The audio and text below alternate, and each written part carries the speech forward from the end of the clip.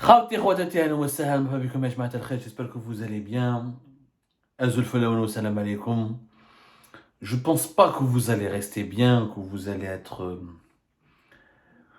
agréable, ou là vous allez conserver une posture agréable, ou là je pense pas que vous allez vous sentir bien à la fin de cette émission parce que je vais vous raconter l'histoire d'un Algérien, d'un jeune Algérien qui risque de faire les frais en Tunisie de la vengeance et de la grosse colère du régime algérien à la suite de son échec dans l'affaire d'Amira Boulaoui.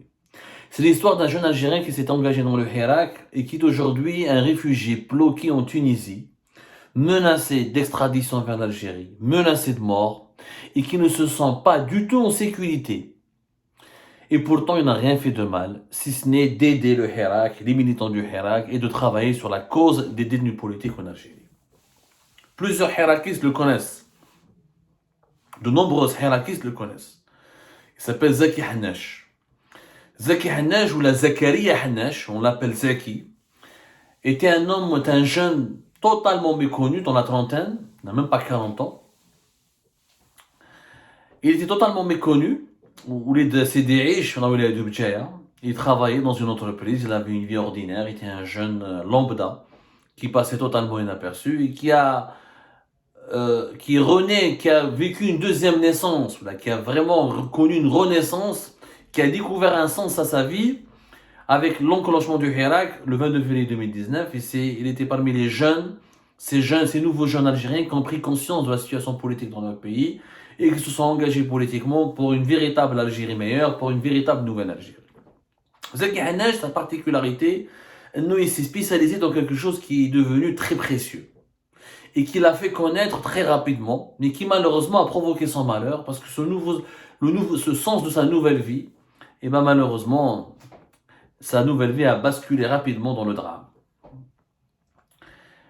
Un drame qui s'explique par son engagement en faveur de la question des détenus politiques et de la lutte pour leur libération. Zaki Hannash, qu'est-ce qu'il a fait? Zaki Hannash, il y avait le Comité national de libération des détenus, CNLD, composé d'avocats, de juristes et de militants qui œuvraient, qui militaient pour la libération de détenus politiques et qui soutenaient leurs familles et leurs proches, mais qui faisaient un travail juridique, quelquefois très académique et inaccessible pour la plupart des Algériens lambda, à l'exception des journalistes qui les suivaient, etc. Zaki Hannash, il a fait quelque chose d'extraordinaire. Il a révolutionné l'information juridique. Il est devenu un canal crédible et fiable en ce qui concerne toutes les news et les informations qui concernent les détenus politiques et leurs familles. Zaki Hannash a utilisé une page Facebook, sa page Facebook.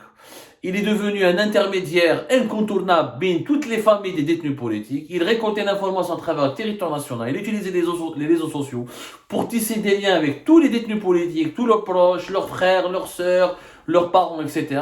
Il rédigeait chaque jour un fil d'informations actualisé. Il met le détail, qui a été arrêté, où est-ce qu'il a été arrêté, la source, son proche, sa famille, par qui, où est-ce qu'il se trouve, dans quel commissariat et pourquoi il a été arrêté.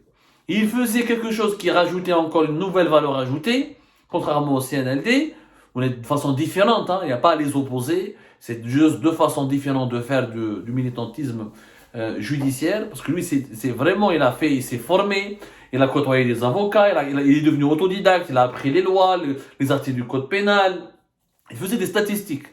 Il rédigeait des statistiques, il dressait des statistiques de façon récurrente et régulière. Combien de personnes ont été arrêtées lors des manifestations, combien de personnes ont été relâchées, les personnes qui ont été placées en garde à vue, celles et ceux qui ont été placés sous mandat de dépôt. Il avait vraiment une méthodologie scientifique. Toutes les données, sur le nombre des wilayas, sur le nombre par région, localiser les détenus ou les personnes harcelées ou arrêtées par région. Un travail professionnel, il est devenu en 2021 et en 2022 une référence pour l'ensemble des médias nationaux et internationaux. Des médias internationaux, soit l'AFP, Reuters, ou des télévisions françaises, ou occidentales, faisaient l'interviewer, l'appelaient, etc. parce qu'il a maîtrisé le sujet ou le dossier des détenus politiques. Ce qui lui a d'ailleurs valu beaucoup de jalousie au sein du Hirak, dans les milieux hirakais, c'est beaucoup on sait de le discréditer. Ce qui lui a valu la colère du régime algérien, qui a procédé à son arrestation, je crois que c'était en février 2022, et qui l'a placé en détention pendant plus d'un mois, et qu'il l'a libéré à la suite d'une importante pression internationale. Zaki Hannash harb min al-blad. Alors, je vous parle de Zaki Hannash parce que il est bloqué en ce moment en Tunisie et le quotidien Le Monde lui a réservé un reportage, un récit qui a été écrit par Mustafa Kessous. Mustafa Kessous Yajma'a, c'est le journaliste, écrivain, réalisateur français qui a réalisé en 2020 Algérie mon amour, le fameux documentaire sur le Hirak qui a défrayé la chronique. C'était l'un des premiers documentaires sur le Hirak en Algérie qui a défrayé la chronique et qui avait provoqué en mai, c'était en entre mai et juin 2020, la grosse colère d'Alger. Et ils ont rappelé l'ambassadeur d'Algérie à l'époque, où il y avait des protestations. C'était le début de la crise entre Alger et Paris à cause des documentaires ou du temps libre de la presse française et très critique sur le régime algérien, notamment contre Tebboune, et le soutien affiché par la presse française pour le Hirak. Et ce documentaire-là a été, même s'il a été critiqué un petit peu parce qu'il a abordé certaines thématiques liées au tabou autour de la sexualité, les jeunes, etc., comment ils vivent, etc., n'empêche que le documentaire de France 5 vraiment a cerné un petit peu les enjeux et les dessous et les raisons du Hirak. Elle est d'un côté. Zaki Hannash تلاقى Mustafa Kessous حكى dans un reportage qu'il est en train de subir en Tunisie et comment il risque d'être lui-même la cible du régime algérien qui voudrait rattraper son échec dans l'affaire d'Amir Baraoui où il n'a pas pu l'extrader ni la récupérer un certain 6 février 2023. Zaki Hannash Yajma'a, il a été obligé de fuir avant de vous raconter ce qui s'est passé en Tunisie. Il a eu d'abord un prix de la part de Radio M et Maghreb émergent à Qadi Hassan, c'est le fameux prix Ali Boudoura. Il a été récompensé comme étant l'un des meilleurs lanceurs d'alerte sur les détenus d'opinion. Il a reçu même une somme symbolique, c'était 100 000 dinars à Chamlain à l'époque. Qui a pu lui permettre, qu'il l'a récompensé, c'était à la fin de l'année décembre 2021.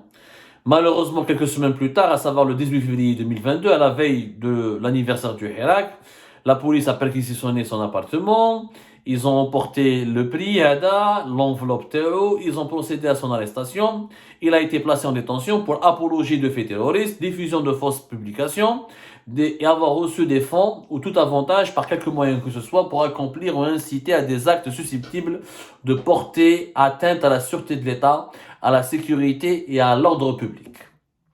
On lui a collé pratiquement les mêmes chefs d'inculpation que l'affaire Qadi Hassan, Qadi Hassan. Entre février et mars 2022, il restera plus de 35 jours en prison. Il participe même à une grève de la faim, 18 jours de grève de la faim, à travers laquelle il a voulu exprimer et dire qu'il n'était pas un terroriste, que c'est anormal qu'on le mette en prison. Après avoir été libéré, août, il se sent en danger, il sait très bien qu'il est juste en liberté provisoire. Août 2022, il part en Tunisie, il s'installe en Tunisie, il côtoie certains ONG, certaines associations. Il préfère rester en Tunisie en attendant de voir comment la situation va évoluer. Début novembre, il a été inculpé une deuxième fois et il a été convoqué dans une affaire. Le 15 novembre, malheureusement, les autorités tunisiennes, entre le 14 et le 15 novembre, et la Tunisie lui envoie ses services de sécurité, des policiers tunisiens qui relèvent d'un service de lutte contre le terrorisme pour le rechercher.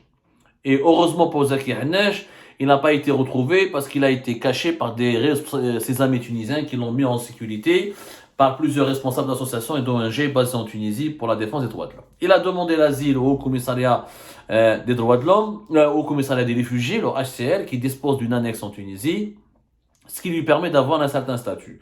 Mais malheureusement, en début de ce statut, qu'il obtient officiellement entre novembre-décembre 2022, il reste totalement à l'abri des humeurs des autorités tunisiennes. Il reste recherché par les autorités algériennes qui réclament sa tête. Et malheureusement, alors Khaïf ala Roho, ou qui vraiment disait ce reportage, qui Zaki Hannash m'a fait mal. Moi, je lui ai parlé à deux, trois reprises, un jeune vraiment intègre, de grande qualité, un jeune sympathique. Franchement, rien à dire. éveillé, conscient, ما عنده aucun clan, il n'appartient à aucun clan, il n'a pas de sensibilité politique, ما عنده حتى علاقة مع les islamistes, ما عنده حتى علاقة مع les extrémistes. Il est vraiment convaincu par une cause, défendre, construire un état de droit en Algérie, apporter le changement démocratique et et en finir avec la question des détenus politiques et défendre toutes les causes de toutes les opprimés. De tous les opprimés. Vraiment, c'est quelqu'un d'intègre, je peux témoigner. Moi, je l'apprécie beaucoup, ce jeune homme, qui mérite vraiment toute notre solidarité. Il vit comme un reclus, comme un recherché, il vit comme la bête qui est recherchée par par ses bourreaux. Il n'a pas de vie, il vit dans l'angoisse, il vit dans la détresse. Dans ce reportage, dans les colonnes du quotidien Le Monde, une fois, il était dans sa cachette, dans un petit appartement fait Tunis. Le vent soufflait, il y avait un vent qui soufflait très fort et la porte qui était secouée. Et je vous assure, Meskin, il pensait que c'est bon que les services secrets algériens l'ont retrouvé, qu'ils vont foncer avec la complicité des Tunisiens et qu'ils vont le prendre. Il a dormi en s'appuyant sur la porte pour empêcher quiconque de rentrer. Tellement il était angoissé. Tellement il est angoissé, tellement il est anxieux, tellement il vit un stress énorme. Parce qu'il a peur d'être extradé vers l'Algérie et de retrouver la prison. Et, il prend des médicaments et des cachets. Il a été même hospitalisé une fois pour un mal d'estomac terrible. Aujourd'hui, j'ai beaucoup d'émotions à raconter cette histoire. Elle me touche particulièrement. Elle m'ébranle. Parce que Zaki Hanash n'a rien fait de mal. Parce qu'il est un jeune. Aujourd'hui, M. Zaki Hanash, à travers ses avocats tunisiens et le HCR et quelques associations tunisiennes, il demande officiellement à ce qu'il puisse aller en France. Il a demandé officiellement la protection de la France parce qu'il a peur de finir comme Slimane Bouhafs, rappelez-vous, ce fameux réfugié militant du MAC qui a été extradé violemment par la Tunisie en Algérie. C'était en 2021, l'été 2021 si je ne me trompe pas, et qui aujourd'hui croupit en prison pour plusieurs chefs d'inculpation, notamment pour terrorisme. Slimane Bouhafs, son affaire a suscité, c'était septembre, fin août, c'était fin août 2021 et son affaire a provoqué un tollé international. La Tunisie avait violé les conventions internationales. On n'a pas le droit d'expulser quelqu'un qui bénéficie du statut de réfugié vers son pays natal, puisqu'il peut être en danger de persécution. Et Slimane Bouhafs a été persécuté. Lyon, Zaki Hanash, il nous dit clairement qu'il a peur d'être ce cadeau que la Tunisie veut offrir à l'Algérie pour se rattraper dans les échecs, dans la fameuse affaire d'Amir Abouraoui. Il dit dans ce reportage, je vis en isolement total. Au moins en prison, on est avec du monde. Lui, il vit totalement en isolement. Il a énormément peur pour lui-même. Il a peur d'être enlevé par les services secrets algériens. Il y a une phrase, franchement, une phrase qui m'a beaucoup ému. Le pouvoir a manqué à Amir Abouraoui. Il voudra essuyer son couteau sur lui. Estime un ami tunisien. Notre plus grande crainte, que ce pouvoir cherche à se venger et qu'il lance une chasse de l'homme. La Tunisie est devenue une wilaya algérienne où les services de ce pays peuvent faire ce qu'ils veulent. Il y a une nouvelle réalité répressive en Tunisie. C'est les défenseurs des droits de l'homme en Tunisie eux-mêmes qui le reconnaissent. Et Zakaria Hanash dit pour l'Algérie, après l'échec d'Amir Abouraoui, je serai le plus beau cadeau. Mon scalp comme trésor de guerre. En m'arrêtant, le régime algérien pourra prouver que son système de renseignement est puissant et justifie sa propagande. Je ne suis pas un criminel ni un terroriste, je suis un simple citoyen qui défend les droits de l'homme. J'assume tout ce que j'ai fait. C'est vraiment touchant ce que Zaki Hanash est en train de vivre. Ce jeune, âgé de moins de 40 ans, qui vit comme un solitaire, caché, reclus, craignant la moindre menace, y compris un vent qui souffle, qui ébranle sa porte. L'Union Ejma'a, des députés français, ont officiellement demandé au gouvernement français, pardonnez-moi, de lui accorder le statut de réfugié, d'accepter de l'accueillir sur son territoire national. Selon les informations du Monde qui ont été confirmées par nos soins, 43 députés français et des députés européens ont adressé une demande à la première ministre française Elisabeth Borne pour permettre à Zaki Hanesh de venir en France et de s'installer en France et d'avoir le titre de réfugié politique en France pour ne pas faire les frais, encore une fois, de la grosse colère et de l'esprit de vengeance ou de la haine du régime algérien qui cherche à se venger après l'affaire Amir Aboualaoui. Sauf que pour que Zaki Hanesh puisse quitter paisiblement en sécurité la Tunisie, il faudra que les autorités tunisiennes ne l'arrêtent pas. Et lui n'est pas comme Amir Aboualaoui, n'a pas de passeport français. Je fais la différence. Ben Amir Aboualaoui, son passeport français l'a sauvé. Il lui a permis de quitter la Tunisie, d'être en sécurité en ce moment en France. Zaki Hanesh n'a aucun passeport étranger occidental, n'a aucune nationalité, à l'exception de la nationalité algérienne. Et à cause de son passeport algérien, il est bloqué en Tunisie, il risque d'être arrêté. Il a été recherché à 2 reprises par une brigade de policiers tunisiens et considéré comme un terroriste. Il risque d'être expulsé et extradé à n'importe quel moment. On n'a aucun moyen. Maintenant que la France, elle ne peut pas intervenir officiellement parce que c'est un ressortissant algérien. Elle ne peut pas, la France, intervenir. La France ne peut pas intervenir pour un étranger pour lui accorder la protection. S'il arrive sur le territoire français, il peut demander le refuge, et là, la France ne va pas lui refuser, mais elle ne peut pas le rapatrier, le l'exfiltrer, comme elle l'a fait avec Amir Aboualaoui. Que reste-t-il pour Zaki Hanesh? 2 espoirs, 2 voies, pour qu'on conserve son espoir, afin de pouvoir vivre en sécurité. Que la Tunisie renonce à son extradition, ce qui est peu probable, vu comment la Tunisie elle est sous l'emprise du régime algérien. La Tunisie qui a sacrifié son chef de la diplomatie pour calmer un petit peu la colère d'Alger à la suite de l'affaire Amir Aboualaoui. Et 2, il trouve les moyens pour quitter illégalement la Tunisie afin d'arriver dans l'espace Schengen, dans le territoire de l'Union européenne, pour ensuite rallier la France. C'est tout ce qui lui reste, ce pauvre garçon. Je pense que Zaki Hanesh, au regard de tout ce qu'il a fait pour les familles des détenus politiques, au regard de son engagement, au regard de ce qu'il a fait en la prison, au regard de tout ce qu'il a, de tout son militantisme et toute son activité puissante et de qualité, son activité honorable en faveur du changement en Algérie, en faveur de la cause des opprimés, il mérite notre solidarité. Si on peut rien faire pour lui, parce qu'on est loin et on est impuissant, et nous aussi on n'a qu'un seul passeport, c'est le passeport algérien, et moi je suis réfugié, j'ai passeport réfugié.